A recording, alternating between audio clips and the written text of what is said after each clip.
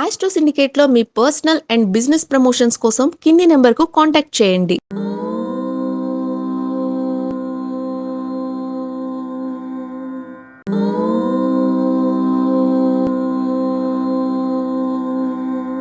అందరికీ నమస్కారం. బంగారం బంగారం బంగారం పడిపోతుంది, మళ్ళీ పైకి లేస్తోంది. 150కి వెళ్ళిపోయింది, 170కి వెళ్ళిపోయింది, మళ్ళీ 140కి వచ్చేసింది. అసలు బంగారం యొక్క ప్రభావం ఏమిటి? ప్రస్తుతం అంతర్జాతీయంగా ఉన్నటువంటి బంగారం ధరలేంటి? తెలుగు రాష్ట్రాల్లో, ముఖ్యంగా ఆంధ్రప్రదేశ్, తెలంగాణ రాష్ట్రంలో ఉన్నటువంటి రాబోయే రోజులలో ఎలా ఉంటుంది అనేదాన్ని రాజకీయ సమీకరణాలు, భౌగోళిక సమీకరణాలు, సామాజిక సమీకరణాలు, పండగలు, పబ్బాలు, దానికంటే ముఖ్యమైనది యుద్ధ వాతావరణం. ఈ రావణ కాష్టంలా కంటిన్యూ అవుతున్నటువంటి 2-3 సంవత్సరాలు జరిగినటువంటి ఉక్రెయిన్ రష్యా యుద్ధం ఇప్పటికే ఒక పావుసగం ప్రపంచాన్ని నాశనం చేస్తోంది. ఇప్పుడు ట్రంప్ గారు చేసినటువంటి, ఇరాన్ గారు చేసినటువంటి, ఇజ్రాయెల్ వారు చేసినటువంటిది, ఇతర పశ్చిమ ఆసియా దేశాలు, వెస్టర్న్ కంట్రీస్ చేస్తున్నటువంటి యుద్ధ ప్రభావం మన మీద చాలా ఎక్కువగా ఉంటుంది.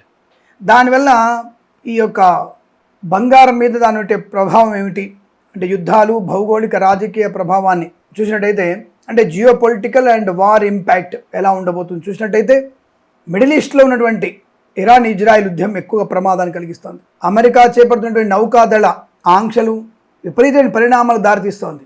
పైకి మాత్రం నేనేం చేయట్లేదంటూ అంత లోపల మాత్రం వాటిని కూలగొడుతూ, భారతీయ నావికుల మీద ఆ యొక్క బాంబుల వర్షం కురిపిస్తూ, భారత నావికుడు ఒకళ్ళు కాలం చేయడానికి కారణమైన వాళ్ళు. సో మరి విషయాన్ని అందరూ గమనిస్తున్నారు. మనం బంగారం గురించి మాట్లాడుకుంటున్నాం కాబట్టి బంగారం ధరలపై వాటి ప్రభావాన్ని ఎలా ఉంది అనే విషయాన్ని నేను అన్ని రకాలుగా, ఇందాక చెప్పిన అన్ని రకాలుగా చూసి మీకు చెప్తున్నాను. అంటే ఒక సేఫ్ స్ట్రాటజీ అంటారు దాన్ని. అంటే ఒక రక్షణమైనటువంటి వాతావరణంలో యుద్ధం ఎక్కడైనా సరే అస్థిరత ఏర్పడుతుంది. భారతదేశానికి పాకిస్తాన్ యుద్ధమైనా ప్రపంచ దేశాలకు ఇబ్బంది కలుగుతుంది. కాబట్టి సోదర భావంతో దాన్ని జాగ్రత్తగా కాపాడుకోవాలి. యుద్ధం అనేది అన్నిటికీ మార్గం కాదు. కాబట్టి ఇక్కడ అస్థిరత ఏర్పడినట్టయితే ఇన్వెస్టర్ల మీద స్టాక్ మార్కెట్ కోల్పోయే ప్రమాదం ఉంటుంది. ఇతర కరెన్సీలపైన కూడా నమ్మకం పోతుంది. ఏదైతే ఇప్పుడు ప్రస్తుతం అటువైపు ఏంటి ప్రపంచంలో ఈ యుద్ధ వాతావరణంలో డబ్బు మీద పెట్టుబడులు పెట్టలేము, ఇంకేం చేయలేము, మరి ఏం కొనుక్కోవాలన్నప్పుడు అందరి దృష్టి బంగారు ఆభరణాలపైన, బంగారం నిలువపైన మొగ్గు చూపుతారు. దానివల్ల అంతర్జాతీయంగా ఏమవుతుంటే డిమాండ్ పెరుగుతుంది. యుద్ధం తగ్గితేనేమో, యుద్ధం లేకపోతేనేమో డిమాండ్ తగ్గుతుంది. యుద్ధం ఉండేసరికల్లా డిమాండ్ పెరుగుతుంది.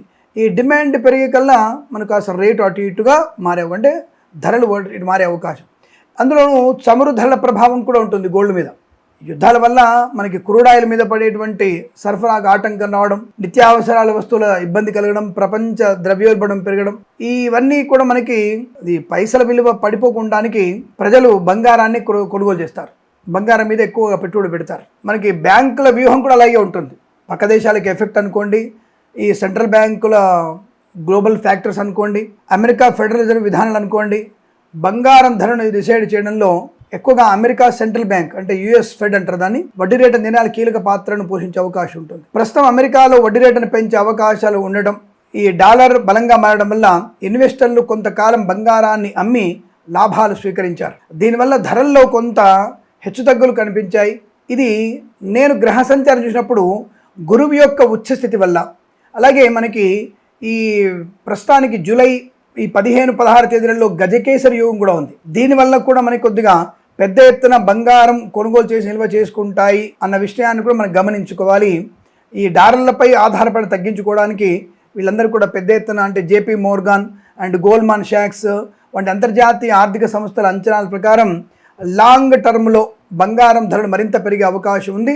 కొన్ని సంస్థలు అంతర్జాతీయ మార్కెట్లో ఔన్స్ బంగారం ధర $5,000 నుండి $6,000 వరకు తాకుతుందని అంచనా వేస్తున్నారు వాళ్ళు. అదే నిజమైతే మాత్రం మన తెలుగు రాష్ట్రాల్లో బంగారం ధరలు ఎలా ఉండవచ్చు, ఈ ఇంపాక్ట్ అన్ని కూడా ఎలా ఉంటాయని తెలుసుకుంటే, అంతర్జాతీయ మార్కెట్లో జరిగే మార్పులు నేరుగా మన దేశం పైన, ముఖ్యంగా తెలుగు రాష్ట్రాల పైన ఎక్కువగా ప్రతిబింబాన్ని చూపిస్తాయి. ఎందుకంటే ఇక్కడ వాడేటువంటి బంగారం కన్నా మిగతా రాష్ట్రాల్లో తక్కువ. అలాగే రూపాయి డాలర్ విలువ అంతర్జాతీయ డాలర్తో పోలిస్తే భారత రూపాయి విలువ బలహీన పడిపోతే మనం విదేశాల నుండి దిగుమతి చేసుకునే బంగారం ధర మరింత ప్రియమవుతుంది. కాబట్టి పండుగలు, పెళ్లిళ్ళ సీజన్, తెలుగు రాష్ట్రాల్లో బంగారం కేవలం పెట్టుబడిగా మాత్రమే కాకుండా సంప్రదాయబద్ధంగా, అతిగా, అంటే ఒక రకంగా సువర్ణ లక్ష్మిగా భావిస్తారు. అంటే లక్ష్మీదేవితో సమానంగా చూస్తారు. కాబట్టి ఇక్కడ పెట్టుబడి సంప్రదాయబద్ధంగా భావించి ఈ దసరా, దీపావళి, ఈ ధన్తెరాస్ అని పెళ్లిళ్ళ సీజన్లో డిమాండ్ విపరీతం పెరుగుతుంది. కాబట్టి ఈ సమయంలో అంతర్జాతీయ ధరలు కొంత తగ్గినప్పటికీ స్థానిక డిమాండ్ వల్ల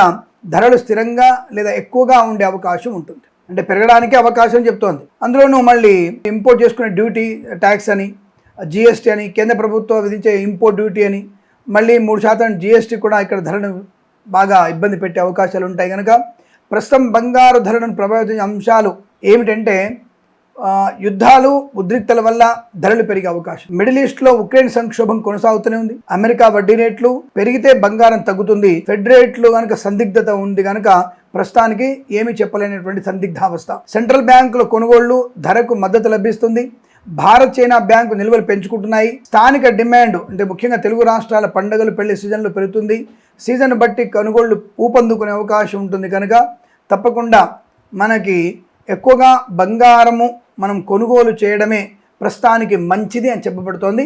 ప్రస్తుతం ఉన్నటువంటి అంతర్జాతీయ మార్కెట్ పరంగా చూస్తే ఈ ఫెడ్ బ్యాంక్ మన మీద ఇంకా డాలర్ని పెంచే అంటే బంగారం ధరల్ని పెంచే అవకాశం లేదు. ఎందుకంటే వాళ్ళు ఇంట్రెస్ట్ పెంచే అవకాశం లేదు. కనుక తప్పకుండా బంగారం ధర నిలకడగా ఉండడము, లేదా 1,42,000, 1,41,000, ఇంకా తగ్గితే 1,38,000 వరకు తగ్గొచ్చు. అంతకు మించి తగ్గడానికి అవకాశం లేదు. కనుక తప్పకుండా మీరు ఈ వారం రోజులలో మీరు బంగారం కొనుగోలు చేయడం అనేది మంచిదే, దానివల్ల ప్రయోజనం ఉంటుంది.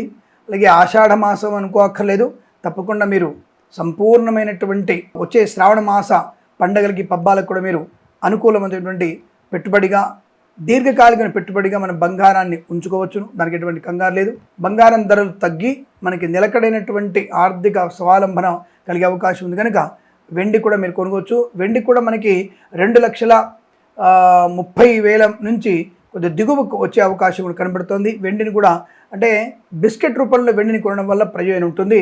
ఆభరణాల రూపంలో కన్నా వెండి మనకి బిస్కెట్ రూపంలో మీరు కొనుగోలు చేస్తే చాలా మంచిదని ఇంత సమగ్ర విశ్లేషణ చెప్పి మీకు అందించబడుతోంది. అలాగే మీరు కొనుగోలు చేసే ముందు స్వీయ నియంత్రణ, ఇతర గోల్డ్ స్మిత్ మరియు ఈ బులియన్ మార్కెట్ని స్పష్టంగా మీరు అంచనా వేసుకొని కొనుగోలు చేసే ప్రయత్నం చేస్తారని కోరుకుంటూ, మరి ఇలాంటి మంచి విషయాన్ని మీరు పూర్తిగా చూసి 10 మందికి షేర్ చేసి, అలాగే 10 మంది సబ్స్క్రైబ్ చేస్తే, లైక్ చేస్తే, ఇన్స్టాగ్రామ్, ఫేస్బుక్ ఫాలో అయితే మంచి ప్రయోజనాలు ఉంటాయని తెలియజేసుకుంటూ ప్రేమతో మీ కిరణ్ శర్మ.